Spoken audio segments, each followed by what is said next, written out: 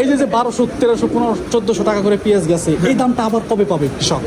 এই দামটাই চায় যে এই দামটা অন্তত এই দামটা আমার মনে হইতেছে যে ভাদ্র মাসে পরে যায় যদি দামটা একটু বাড়ে, কিন্তু পেঁয়াজ থাকবে না। ভাদ্র মাস, তার মানে অনেক দেরি তো। পেঁয়াজ প্রতি সঙ্গে পেঁয়াজ পৌঁছে যাইতেছে, অনেক দেরি ভাদ্র মাস। এটা হচ্ছে আষাঢ় না? হ্যাঁ আষাঢ় মানে আসে না এখন, তাহলে চলে আসবে একটা ভাব। এটা আমার ধারণা আর কি। তাছাড়া আমি কিন্তু দেখতেছি প্রতিটা ব্যাপারী চালানে যদি 5 লাখ টাকা নিয়ে আসে, 3 লাখ টাকা নাই। হিউজ পরিমাণ লস, হিউজ পরিমাণ লোকসান।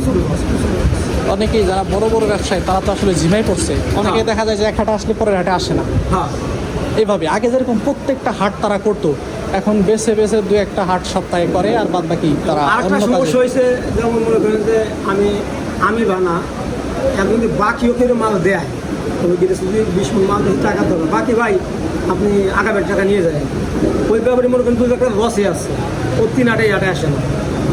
কিভাবে পোষাবে ওই টাকা? ওই জিনিস তো কী করে দেবো? বিশাল একটা সমস্যা দাঁড়ায়।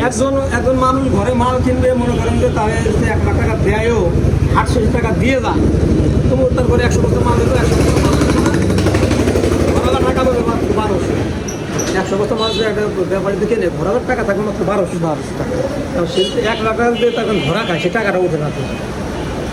ঠিক বলছেন, একদম আমরা টুকটাক যারা ঘর নিয়ে আসি, এরাও বিপদে আছে। কারণ দাম বাড়লে পরা কৃষক খুশি হয়, ঘোরা ভাড়া খুশি থাকে, ব্যবসা খুশি থাকে, এরপরে বিভিন্ন হাট বাজার সদাই বাজায় কিন্তু তাতে আরাম লাগে। কারণ পেঁয়াজের একবার যদি দাম শুরু হয় তখন কিন্তু বাড়তেই থাকে। আজকে যদি 1500 থাকে, তারপরের দিন দেখা যায় 1700 হয়ে গেছে।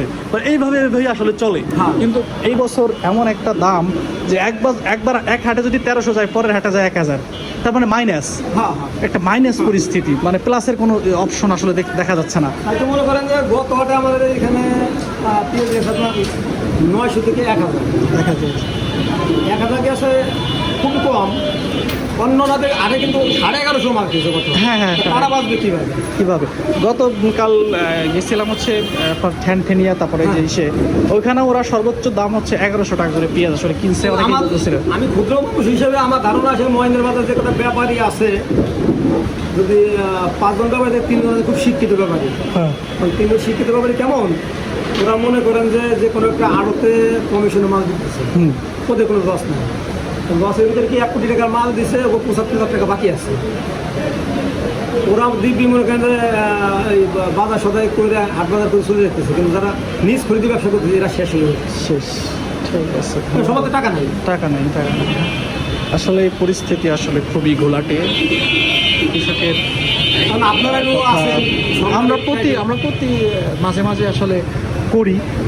একটা সমস্যা কি, কৃষক তার জায়গা থেকে ওইভাবে বলতে পারে না। কৃষক তার ওই জায়গা থেকে আসলে বলে না।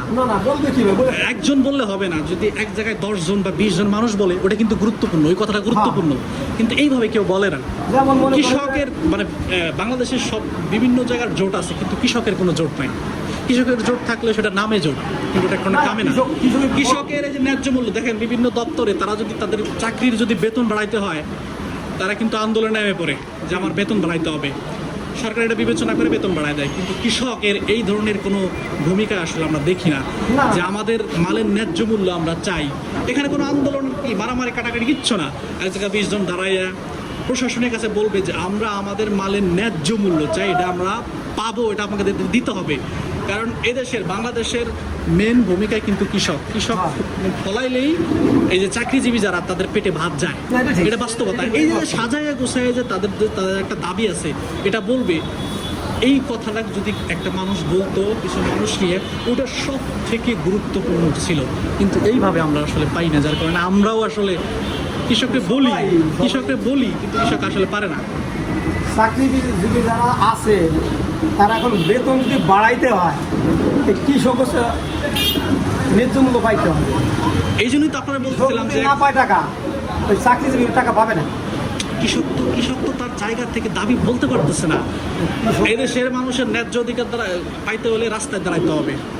এই উপজেলা প্রশাসনের সামনে দাঁড়াইতে হবে, এরকম উপজেলার সামনে দাঁড়াইতে হবে, বিজন মানুষ দ্বারা একটা ব্যানার নিয়ে বলতে হবে যে আমার মালের ন্যায্য মূল্য চাই। ইউনো আসবে, তার কাছে একটা স্মারকলিপি দিবে দেবে, স্যার আপনাদের মালের ন্যায্য মূল্য চাই, এখানে কোনো মারামারি কাটাকাটি কিচ্ছু হবে না। তার একটা স্মারকলিপি দিবি, সেটা জেলা পরিষদে যাবে, তারা আবার মন্ত্রণালয় পাঠাবে, এটা বিবেচনা হবে যে আসলে ঠিক। ওখানে আবার বেশ কিছু সাংবাদিক আসবে, তারা তাদের কথাগুলো নিবে, এটা ছড়াই যাবে, দেখবেন বলা একটা বিস্ফোরণ ঘটে গেছে যে হ্যাঁ দাম চাই। আমার বুদ্ধ ধারণা আছে কৃষক যারা আছে প্রত্যেক গ্রামে সব শিক্ষিত না, হ্যাঁ কৃষক যারা অশিক্ষিত, অশিক্ষিত মানুষ একজন সামনে যে কথা বলবে, আসলে তো আমরা কৃষক যারা আছি এরা কিন্তু পুলিশের হুমকি দেখে ভয় পায়। আসলে কথা ঠিক। এখন এই পুলিশের ভিতর থেকে যদি একজন এসপি সে রিটায়ার্ড করে কৃষিকাজ করতেছে, তার কিন্তু একটা ক্ষমতা আছে। হ্যাঁ আছে। সে যদি দাঁড়াইতো যে ভাই তোমরা আমার সাথে আসো, হ্যাঁ যাবে, কারণ আমি কৃষক, আমার কিন্তু আসবে না।